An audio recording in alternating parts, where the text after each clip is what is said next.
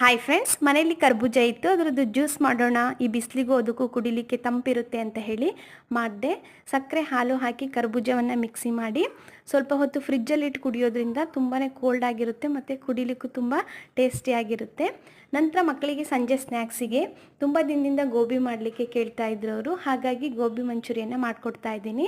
ಕ್ಯಾಬೇಜನ್ನು ಚಾಪರಲ್ಲಿ ಚಿಕ್ಕದಾಗಿ ಕಟ್ ಮಾಡಿಕೊಂಡು ಸ್ವಲ್ಪ ಬಿಸಿನೀರಿಗೆ ಉಪ್ಪು ಸೇರಿಸ್ಕೊಂಡು ಅದನ್ನು ಚೆನ್ನಾಗಿ ತೊಳ್ಕೊಂಡೆ. ನಂತರ ಮೈದಾನ ಹಿಟ್ಟು, ಸ್ವಲ್ಪ ಖಾರ ಪುಡಿ, ಉಪ್ಪನ್ನು ಹಾಕಿ ಕಲಸಿ ಸಣ್ಣದಾಗಿ ಮಂಚೂರಿಯನ್ನು ರೆಡಿ ಮಾಡ್ಕೊಂಡ್ವಿ. ಹೊರಗಡೆ ಇದಕ್ಕೆ ಗೋಬಿಗೆ ಕಲರ್ ಹಾಕ್ತಾರೆ ಅಂತ ಹೇಳಿ ಬ್ಯಾನ್ ಮಾಡಿದ್ದಾರೆ ಅಂತ ತುಂಬ ನ್ಯೂಸ್ ಬಂತಲ್ವಾ. ಸೊ ಅದಕ್ಕೆ ಮನೆಯಲ್ಲೇ ಮಾಡ್ಕೊಂಡು ತಿನ್ನೋಣ ಅಂತ ಹೇಳಿ ಮನೆಯಲ್ಲೇ ಸಿಂಪಲ್ಲಾಗಿ ಈ ಥರ ಮಾಡ್ತಾಯಿದ್ದೀವಿ.